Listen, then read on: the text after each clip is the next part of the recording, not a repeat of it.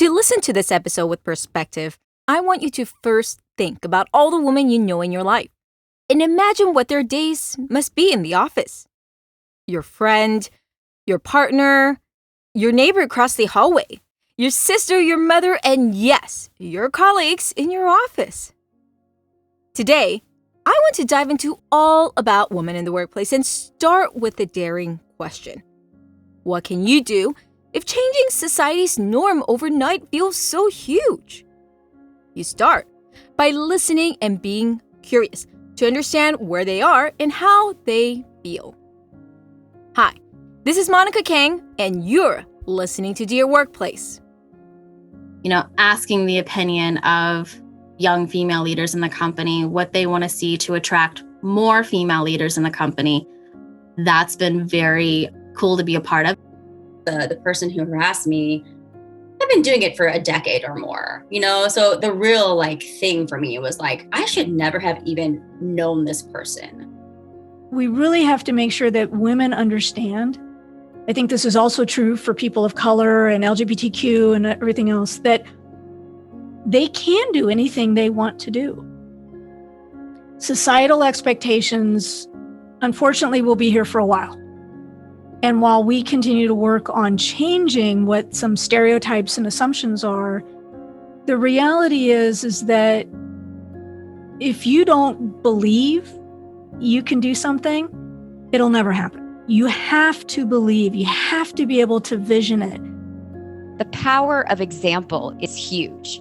Going to a conference and seeing a woman in security engineering, and you think to yourself, oh, that could be me. It's really that moment of, that could be me. And that's why things like having the first woman vice president, and not just woman, but she has other intersections, right? Why that is so powerful. Parents are human and they're fallible and they're learning. You're not born with a manual on how to be a great parent. That's a great question, Monica. Because every day I think I'm going to give this up. I'm going to give up one of these things. I can't even say, that it doesn't occur to me to give up law or give up creative writing or teaching, because I fight that battle every day. We wrestle with these things, and it's healthy, I think, to do that. And sometimes we do have to put things down. Hi. Welcome to Dear Workplace by Innovators Box, where I study trends, changes, and challenges with people at work. I'm your host, Monica Kang. Today, I want to dive into all the questions about women in the workplace and why yes, you ladies and gentlemen, should care if we want to reimagine a future workplace for all. First, like all topics at Dear Workplace, this is one of the elephant in the room topics. In short, we've seen progress. More than half of the workforce is women, and we've also seen not enough progress. Women are still underpaid, delayed in promotion, and underappreciated at work constantly. And what makes it more nuanced is some of these are a result of good intention and leaders who were trying to do the right thing. This is not about pointing fingers, though there are some clear instances where we'll make a stance. This is about how we can be more mindful, respectful, and thoughtful of the macro long-term impact we create in every interaction we have with a colleague to how we set company policies. So as I share stories from some of my friends, I want to shine a light on what you can do either in your daily routine or in how you lead your company. My goal, as with any episode we do here, is to encourage more awareness, curiosity, and empathy, and to remind you that there is no one single solution. And in fact, assuming that there is only one way to address it or that one policy would help empower all females in your office is the very danger to not truly empathizing with how you can foster a workplace that works for all, including women. So where to start? How about representation? Why, quote, not seeing someone who looks like me in the workplace, quote, is a statement you hear a lot. Many of my friends brought this up, but I was deeply inspired by what Elena Karen chose to write a book about women in tech as a result of this problem. The world was sort of making it sound like women were leaving tech in droves, that it was a bad place, like they couldn't survive. And there definitely were some bad stories to back that up, some well-known bad stories that were getting press. But at the same time that I was seeing that, I was seeing all these women around me who were having meaningful careers and who, in fact, are getting paid pretty well. So I was a little bit like, whose story does this benefit? Telling women that they can't belong or saying they can't make it, right? Like that doesn't benefit us. And here we are in tech with typically more flexible, high-paying jobs. This is the kind of stuff people need, women and other minoritized populations, and we should be supporting them, not feeding this beast of imposter syndrome and self-doubt. And I just wasn't seeing that out there. While there are a ton, I should say, of Facebook groups where you can find support and other types of vehicles like conferences to hear stories, that there wasn't necessarily a book out there that I was seeing really captured what I was looking for, which is look at all these different careers you can have in tech, and you could come from anywhere and you could come and have a meaningful career here. Yes, there will be challenges, and let's talk about that too. But that doesn't mean you shouldn't come, and it doesn't mean that you couldn't thrive. Elena Karen is an award-winning tech leader, author, and speaker who is not afraid to state what is missing to lead lasting changes. The 20-year Google veteran is today the director of search platforms and has developed, scaled, and built products and teams for Google Ads, Fiber, Google Grants, and more. Having worked in technology in Silicon Valley for a while, Elena was very aware of the gaps women in tech faced, but also of the opportunities. She admits that though it's not a rosy picture, the fact that everyone was leaving was not true either, which led her to writing The Adventures of Women in Tech in fall 2020, something that you may all enjoy as well. I asked her why articles that misportray what women can do in an industry like tech bothered her. I think it's hard if you've always seen yourself represented. So I think it would be really hard for a person who goes into a room and sees themselves, right? And by the way, there's industries where if you walked in and you were a male, you'd feel out of place. But for example, for women in tech, often if they walk into a room of engineers, they might be the only woman. And so I think it's hard to picture that. It's hard to picture that you might be the only Latina. You might only, be the only Black person.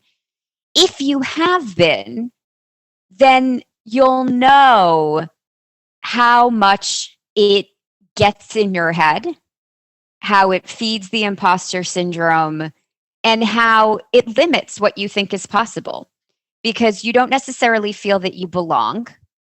And you're navigating these unseen things, right? The stories people tell, the places that they went to college, the music they listen to, the references they make, right?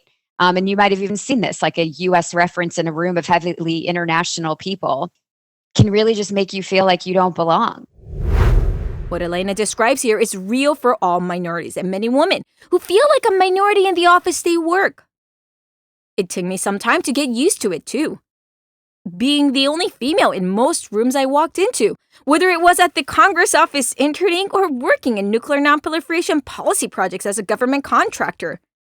You unconsciously wonder, if I want to succeed at work, do I have to show up a certain way or be someone else? Because I don't see anyone who looks like me in roles that seem senior.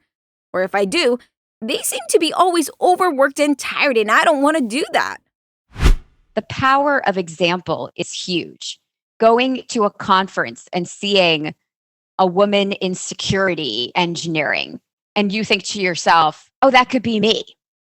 it's really that moment of, oh, that could be me. And that's why things like having the first woman vice president, and not just woman, but she has other intersections, right? Why that is so powerful. And so it is, I do think if you have been there, you almost intuitively get it. If you've never been there, you do have to exercise a little bit of that empathy. Put yourself in other person's shoes, or go somewhere where you are the odd person out.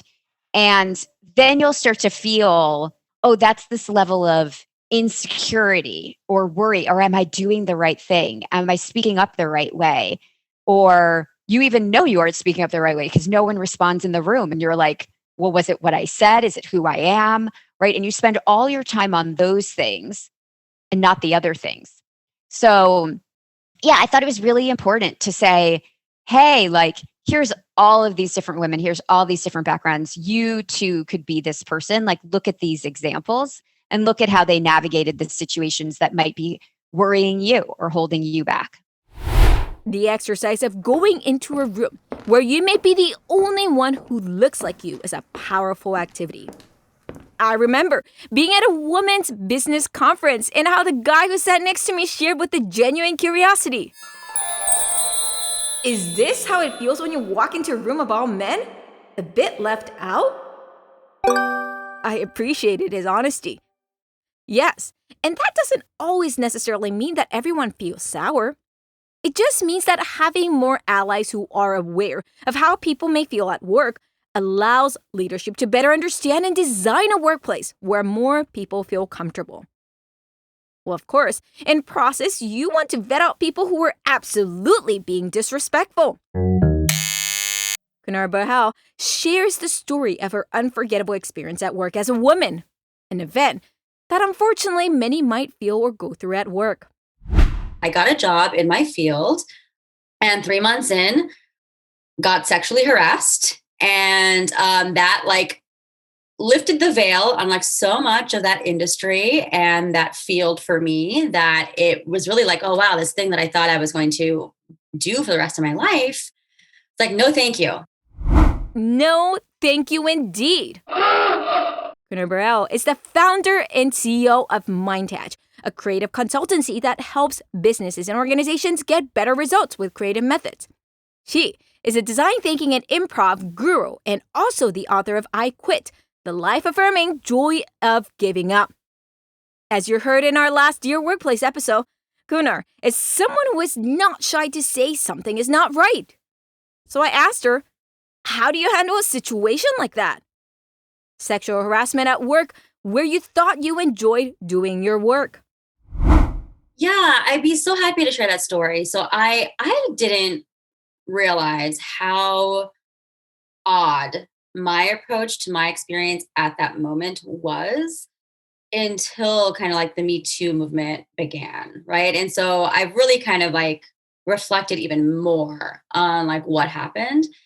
The Me Too movement is a social movement against sexual abuse and harassment where people publicized allegations of sex crimes. It started in 2006 with Tarana Brooke sharing what she went through, which led to a broader movement in 2017 where more women shared their stories of being assaulted, including high-profile cases like Harvey Weinstein's. Unfortunately, this still happens. And Kunar experienced this before the Me Too movement.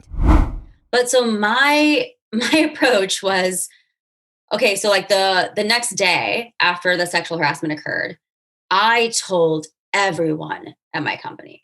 I did not keep it a secret. I told every single person about what had happened the previous evening and what had been said to me. And I realized how strange that is, but because in that moment, and I was 25, I was young, and it was my first full-time job too, and so 3 months in my first full-time job, and I was in this position, right? But my strategy, if I can even call it that, my impulse was to tell everybody. And I think with hindsight, I was doing that because, yeah, he should be shamed. He should be embarrassed to show his face anywhere the rest of this time. And I was not ashamed. Yeah, I felt none of that. And so that was kind of my approach. I also know a couple of things though about my situation was that I was able to do that because I wasn't scared of losing my job. I had higher education. I knew I would be able to find a job if I needed to. If it didn't go in my favor, so there's a lot of privilege bound up in like my ability to do that, right? I could take that risk even if I didn't know it was a risk at the time. But also in hindsight, it was like I was entry level at a nonprofit. I was being paid nothing, So it was kind of like, what is the risk here? Like to be purely cynical about it, it's like, you're not paying me enough to put up with this shit, like I have the power because you don't pay me enough, And so that was a little bit of my attitude about it. But, the other side of the coin was like, what I realized was that the person who harassed me, I've been doing it for a decade or more, So the real like thing for me was like, I should never have even known this person or met this person. Like he should have been fired long before I even got there. Right. And once I learned that, it had been like pretty much an ongoing thing. I was like, I'm going to force my leadership to do something. So there I was, like 25 years old, needing to tell like my director and deputy director, like, hey, I'm demanding that something be done. And it was very clear that they were like reluctant to do the hard part of their job, which is fire someone. And they were hoping it would just kind of blow over, and they wouldn't have to do the hard thing. And I was like, nope, you're going to have to do something. I don't know what it is because PS, I'm 25. I don't know what the options are, but like something needs to be done. You know what the options are. And I am not going to let this blow over. So, give it a think, And so I realized how unique that is. I definitely recommend it as a strategy to anyone who has the privilege and the gall that I did. The lesson there is that if I can be so arrogant, is that an organization, a whole industry lost a talent, right? Yeah, it really soured me on what I thought I wanted to do with the rest of my life. Wow. Courage and respect indeed. I don't know. I know a lot of people who would have the courage to do what she did. And I appreciated her adding how her privilege permitted her to be more daring. The privilege to know that if I left this job, I may find something. And if that is a fear you may have never had, then that is part of your privilege. Her comment about leaving the industry is also really important to note from a macro scale. Leaving, not because they want to, but because the society, experience, and environment disrupts how we might imagine our future selves in it. This is why keeping note of how COVID is impacting women both positively and negatively in the workplace is crucial. Yes, it has permitted more accessible jobs, but as McKinsey's 2020 Women in the Workplace report, more than 1 in 4 women had to complicate what was unthinkable just a year ago, downshifting their careers or leaving it altogether. I asked Michelle Sakes, who has been studying gender inequalities in the workplace for years at Ernst & Young, EY, to share what her thoughts are. In our definition, in my definition personally, this is not about every woman has to become a CEO. This is about eliminating the invisible barriers that prevent women or throw up roadblocks in a woman's career that really are just nonsense, right? It's about expectation. It's not about performance or competence, quite frankly. The other aspect of it is that we really have to make sure that women understand. I think this is also true for people of color and LGBTQ and everything else, that they can do anything they want to do. Societal expectations, unfortunately, will be here for a while. And while we continue to work on changing what some stereotypes and assumptions are, the reality is that if you don't believe you can do something, it'll never happen. You have to believe, you have to be able to vision it. Now, I think there are a lot of things that need to happen in order to help all of us understand what potentially could be in our future. If you've never seen an African-American gay woman as president of a company or as an elected official, it's hard to see yourself with all of those dynamics. Absolutely agree. However, don't be afraid to dream big. Don't be afraid to dream big. Say that one more time. Michelle's insight is spot on for 2 reasons. Firstly, that on the experience design lens. Creating an equitable workplace focuses not on the emphasis that everyone wants to be the CEO, but rather that they want to be appreciated and be able to grow without obstacles. And secondly, how important it is that we as female use our minds to envision what is possible, even if society says not yet. She shares more on what she learned having led Women Fast Forward, the EY platform for closing the gender parity gap, as one of the many programs she led while working at EY for the past 8 years. Okay, so how can one be a better ally?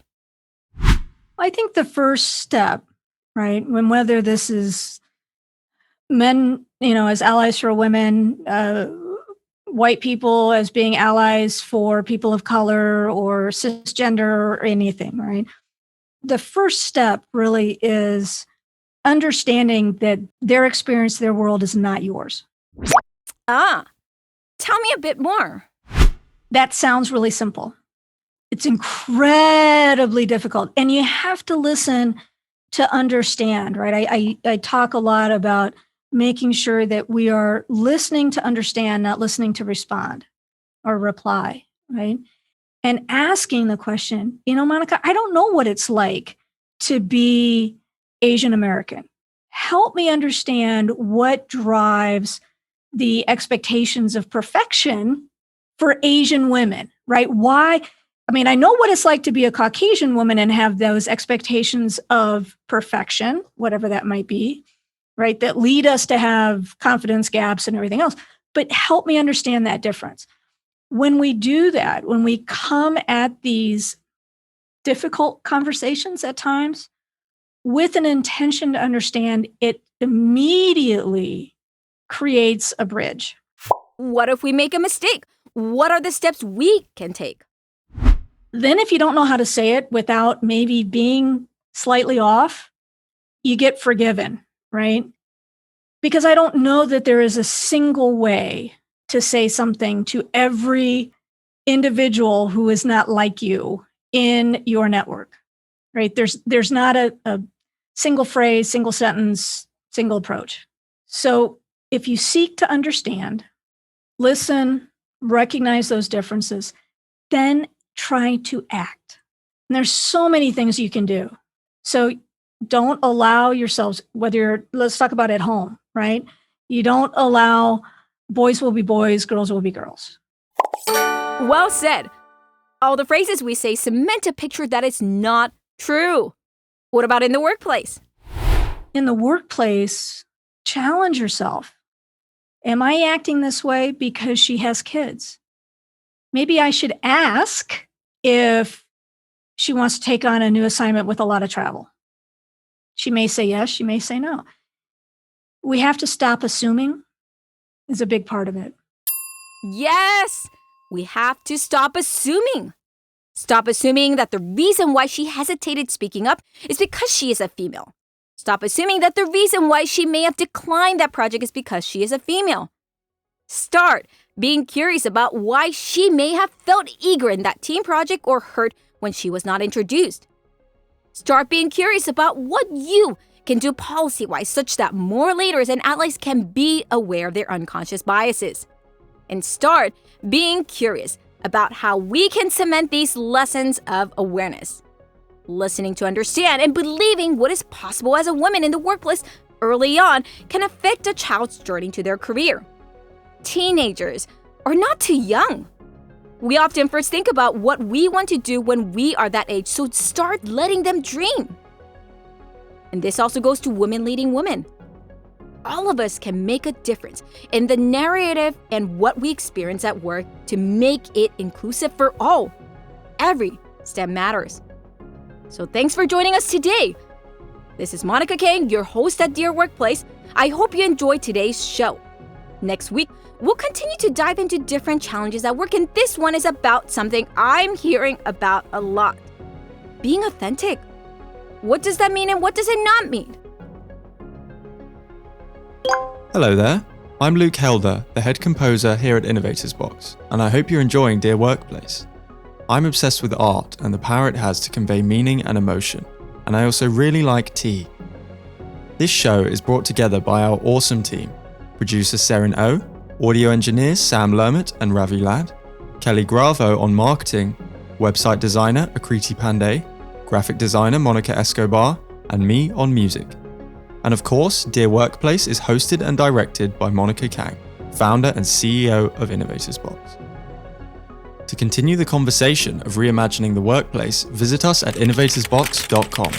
Also, don't forget to subscribe, leave a review, and share. We would love to hear what you enjoy most about the show, and if there is anything you would especially like to hear discussed in a future episode, let us know and I'll try to convince Monica to talk about it. See you next week. Bring your questions and thoughts, and I'll see you next week.